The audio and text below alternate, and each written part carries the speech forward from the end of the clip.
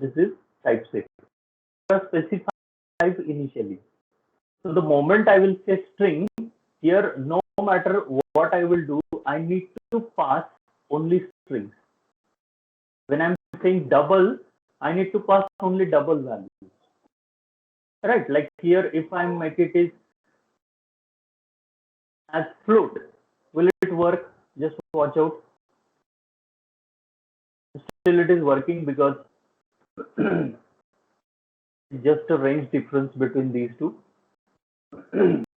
But if I use here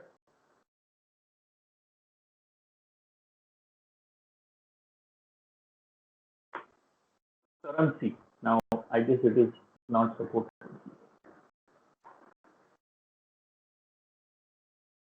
Not supported. Okay, we'll see this ahead. So if I use this as a currency, then it won't be allowed. This is what my point. But right now there is some issue coming here. Okay. The point is there will not be any boxing and unboxing happen. Okay. Generic collection classes and interfaces are implementing this principle. Okay, so our non-generic collection classes will become now generic collection classes. And what will be the change? Instead of object data type now, there will be a generic type placed, which is T. Okay, so if you think about our classes, how many classes we saw in non-generic collection? So if you think about this, in non-generic collection classes, we saw array list, okay, then we saw stack, we saw queue,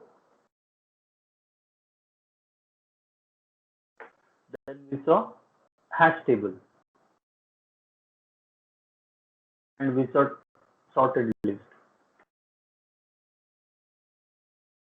Okay, what is common in all these classes? The type of element. The type of element is object for all these elements. So if you select the elements, if you store the element inside these collection classes, the type will be considered as object. Now what they done in .NET Framework 2.0, the same classes they launched with different principles. What is the principle? In these classes, instead of considering object as a data type, they considered the type as T, which is generic principle. So your array list will become list. The name is changed a bit. Then for stack, the name remains as it is, stack. For queue, the name remains as it is, queue.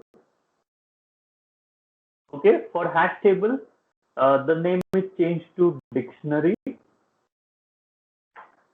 And I guess for sorted list also the name remains same. Okay, so if you see the difference between these two, these are non-generic collection classes, means if I'm storing the elements in array list, stack, queue, hash table or sorted list, the type of the element is object by default. On the other hand, when we use these classes, there is a generic principle applicable. So when I'm creating the instance of any of this class, then compulsorily I need to specify the type, for which data type I'm using this instance, and accordingly the remaining procedure will be followed. So I don't think so there is that much change we'll be finding as a programmer, but internally, like I told you, these classes are not type safe, and there will be always a boxing and unboxing happen. Okay, so let's try to grab this. So what I will be doing is I'll be taking here new program class.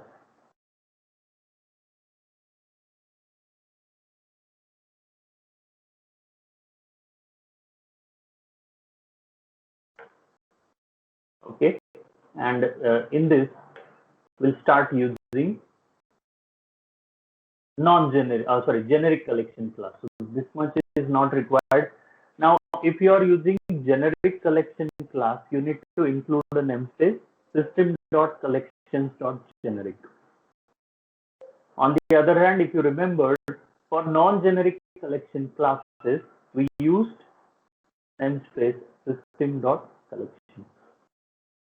So if I use here list, you can watch out. There are angular brackets. Means what? This is a generic class. The generic principle is implemented in this. Okay. So if I use list int, something like this, and if I go to definition, you can watch out. It is a generic class, and how it is tagged with T as a data type. Now, if you watch this carefully, each method in this is a generic method. Okay. So if you see all these methods, we already learned these methods in case of array list. What is the change you are finding here? T. Okay, like we saw add range. If you remembered, we saw binary search, right? You may use clear, contains. All these methods we already learned, right? I don't think so. There is any change happened. Like if you check here, dot collections dot array list. So if you check array list, you'll find same method. Watch out. Okay. The only difference you'll be getting here is the type is object in place of T. Okay. So you will be seeing here add range, binary search, watch out, clear, contains. All these methods we saw already, sort. Okay. So I don't think so any change will happen in our programming. The only advantage I will be getting now, it will be type safe. Means if I'm storing the value for integer, then it will be treated as an integer. On the other hand, if I use array list, if I'm storing integer value, then it will be treated as object. So there was a boxing and unboxing happened in that case. But now there will not be a problem. Okay, like your list int L1 equals to new list. Something like this. Now, if I use L1 dot,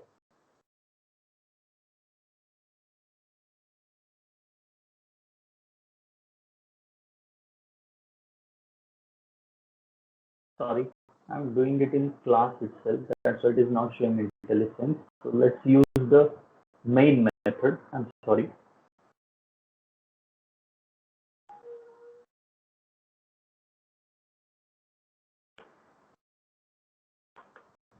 Okay. Let's provide some return type here like void. Okay. List int L1, and if I write L1 dot, you will find all the methods. Now, if you see the power of this L1 dot add, now what you will see here, P is replaced with integer because I specified I am using this for integer. Okay. On the other hand, if I use here another reference like list For example, I'm using it for string, and if I say L2, you can see the difference. If I write here L2 dot, let's say add, then IntelliSense you will see it as string. So it is more type specific now. In case of ArrayList, it was object only. So no matter any number of instances you will be creating, so this is the change you will be finding out. Okay, so I don't think so any demonstration is required for this, because as per the methods are concerned, we already saw these methods in case of non-generic collection classes. Okay. We'll see the new class in this category. That will be better, so that generics will be covered. So as I told you, list, stack, queue, dictionary, all these classes are generic classes now. The non-generic version for these classes were ArrayList, stack, queue, and hash table. The methods are same. The only difference you'll be finding is generics is implemented. So list, stack, queue, dictionary principles are like ArrayList, stack, queue, and hash table of non-generic collection classes. As I told you, only generics is implemented in these classes. Due to this behavior, same class is available for multiple data types.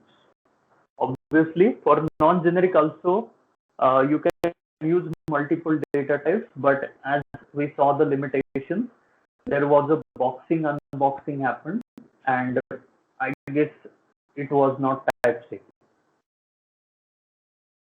Okay, so let's start with a new class in this category called linked list class. Now, as you all are knowing, in linked list, the elements are stored in discontinuous memory location. So the memory is allocated for node, and then it will left out. Then whenever there is a need, you will create a new node, and accordingly you will attach that node with the existing list. This was the thing. So how the attachment is done? For each element, there are two fields available. What are those fields? So you can watch out.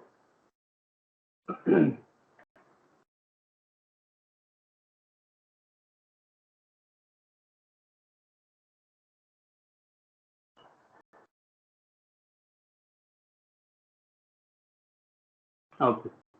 Now, if you think about the linked list, always people will draw this diagram.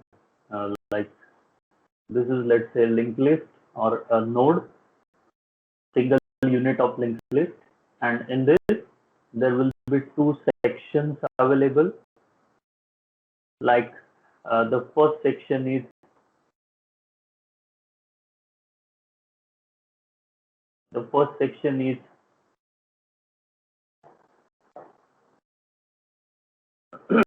data section, and the next section is link section.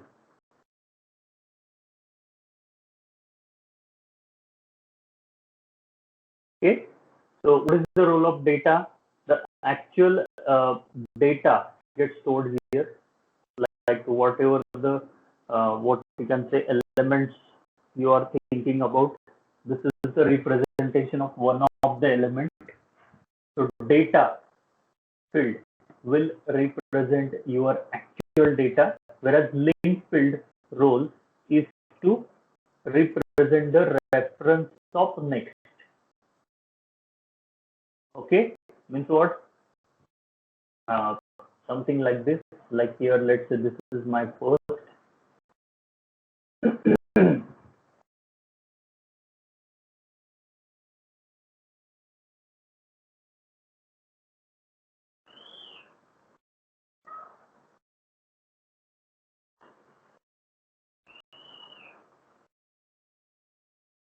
Okay, so for both these elements, there will be a data field and there will be a link field. So what will happen? The link field of my first element will store the reference of next element, right? And this is how it will be connected.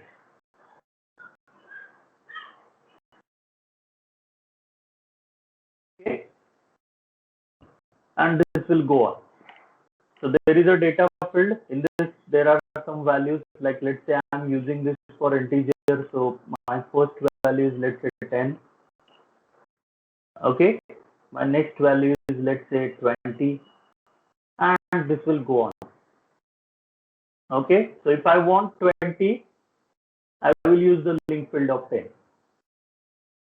Okay, so the link field of 10 will tell me where the 20 is located.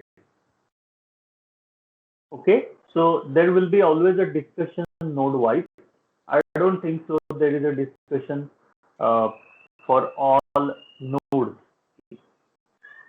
Okay, so whenever you will be creating a linked list, always you need to think about the node. So we will create that node, and accordingly, whatever the requirement you have, you will decide what to do with linked field. Okay. Now after 20 there is nothing. So right now this link field is empty. So by default it will be null, since it is a reference type. Okay, so it is not pointing anywhere. So the value currently it is holding is null. Okay, so this is how linked list is looking like. I guess you learned this principle in case of data structure. I don't think so I need to explain that again. But if you think about that linked list demo or the program, you need to write at least 100 to 150 lines of code for firstly creating the list and then performing operations on it. But now we will be getting the built-in class, linked list class. So somebody has already implemented this logic for me, and I will get a chance to work on it. Okay, this is all the principle. Okay, so let's start with demo directly, I guess. Take here linked list. Let's specify the type, for which type you are using it. For example, I'm using it for string. Let's say L1 equals to new linked list, something like this. Okay, now if I use L1 dot, you can find out there are 4 add methods available, or simply we'll go to definition. Here there are 4 add methods available. What are those? Add after, add before, add first, and add last. If you remembered, in case of data structure, we people return a lot of code for this, right? So to implement add after, add before, the lengthy code we written. For add first, add last, as compared to add after and add before, I guess we return a less code. So if you write these 4 functions, your linked list gets constructed. But now it is not required for you to write the code for creating the linked list, because your more focus will be on operations, and as usual somebody has already implemented this for you. So you will just use these ready to use methods. Okay, so let's start using it. L1 dot first, so you can watch out, the type is considered as a string now, and he is expecting string value. And there are 2 overloads for this. Either you will specify the node, so to consider it as a node, again there is another class available called linked list node, which is the node representation, or you will simply give the value. Okay, and if you see this carefully, this add first method is returning linked list node. Means when at the moment I will add here string value, it will be treated as a linked list node. It will return that node. Okay, so let's assign some value here, ABC.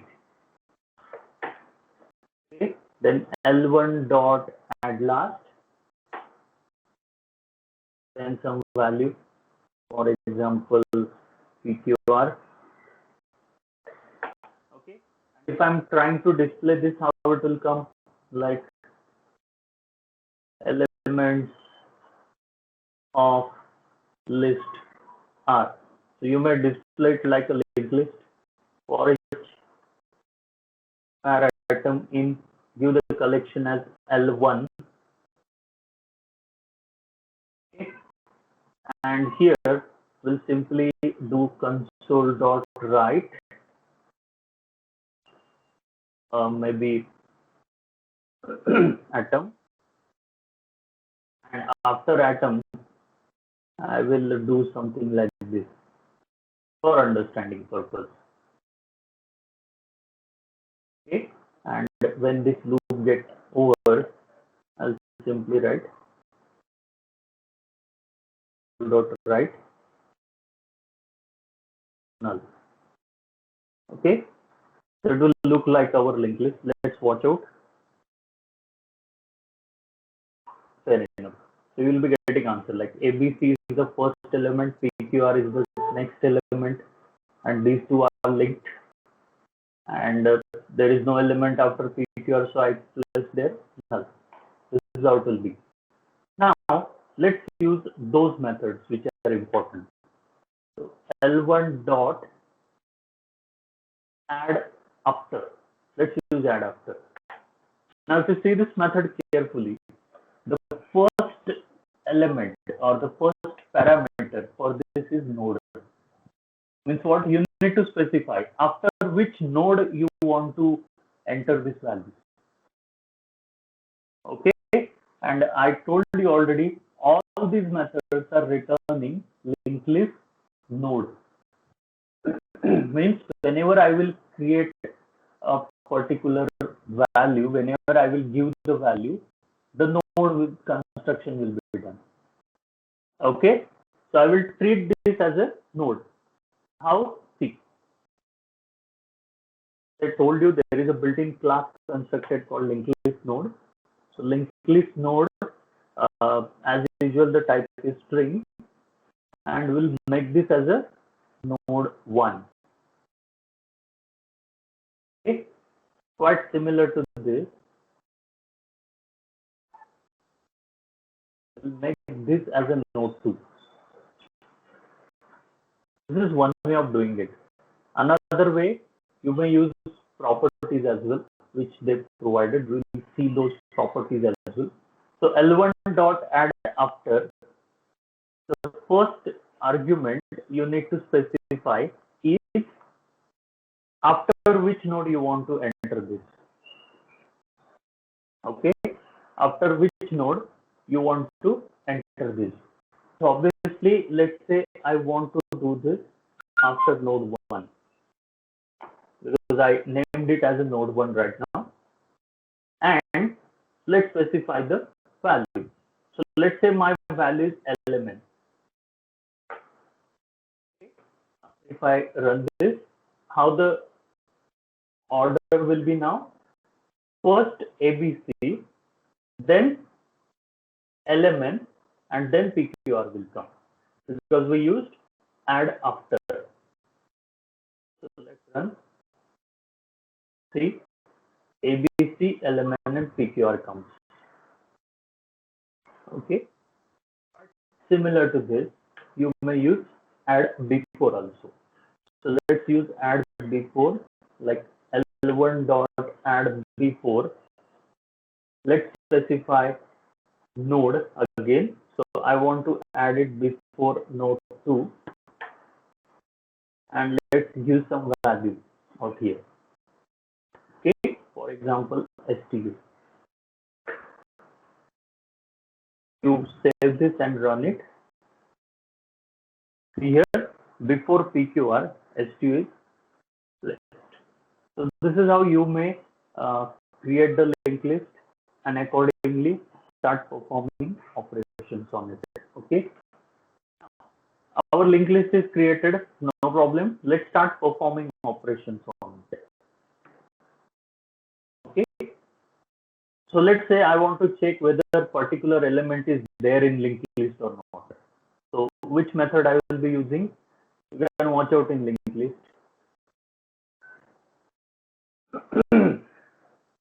So here you'll be getting one method called. Before that, let's see here there are properties available for linked list, and what are those properties? First, last.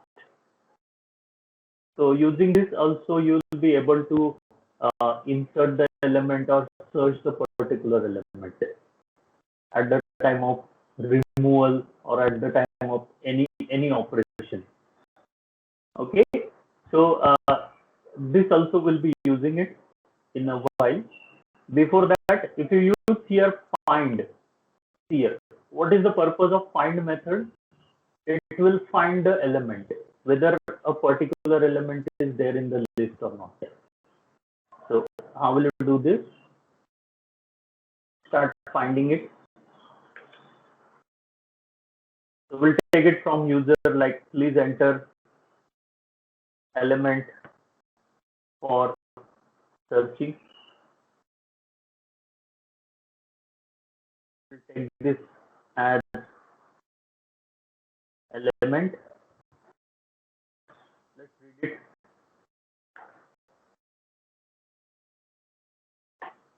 Okay. And then start calling find. So what we will do, L1 dot find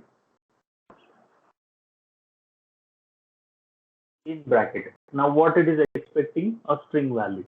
So I will pass here element. And if you see this carefully, what find is returning? Find is returning linked list node. That node will be returned. Okay, so here let's take that in linked list node.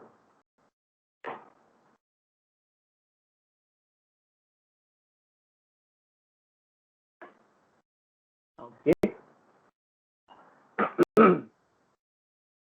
So let's print out. Run. Okay. Enter the element for searching. If I enter here STU, okay. So system.collections.generic nodes string.string. Okay. So there is some issue with this, but still it is there, and you will be getting the answer accordingly.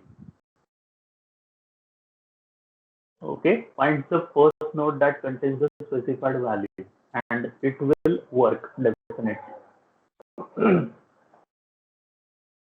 Okay. Other hand, if I use any other value like x, y, z, see, it is returning null.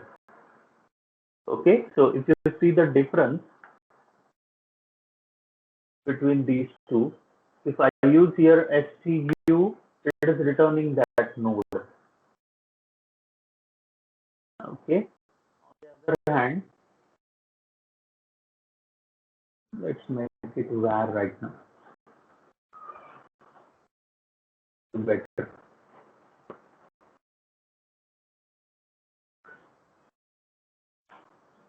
Okay. So still we need to represent it. Okay. But on the other hand, if you make it x, y, z, it is returning null. Okay. So find method is working as expected. Like if element is there, it is going to return that, and if element is not there, it will return null. in that case. Okay, so we'll see how to represent this in a while. Before that, let's see those properties as well. Now let's say I want to remove the element. Okay, and currently how many elements are there in my list? 4. And if I want to remove something, let's say I will use some of the properties. Okay, so how to use that? So L1 dot remove. Now if you find here, there are methods available called remove first and remove last. Let's use those first. If you use remove first, what will happen? It will remove the first element and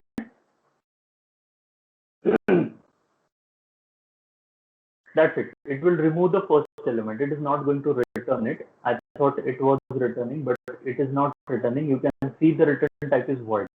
So what remove first is going to do? Remove first is removing the element, a specified one. And right now the specified one is first because the method name is remove first. Now again, if I print this list, definitely the first element get removed. Watch out.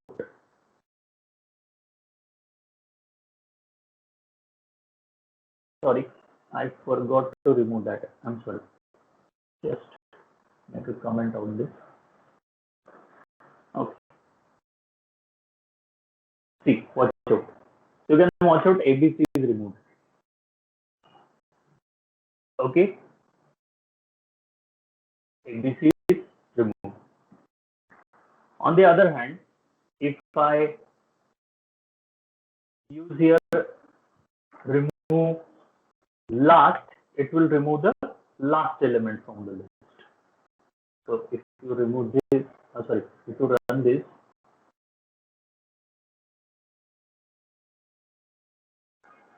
you'll get answer like PQR is removed. Okay, so it is working fine. On the other hand, you may use find method also. Okay, sorry, remove method as well. So L1 dot remove in bracket. Let's specify the value. Now it is asking for a string value. Let's specify this value, or there is another overload available. We will specify the node. Now let's use the second overload here because I want to specify the node. Okay, so right now how many elements are there in my linked list? 4. And let's say I want to remove the second one. So how I will give this? L1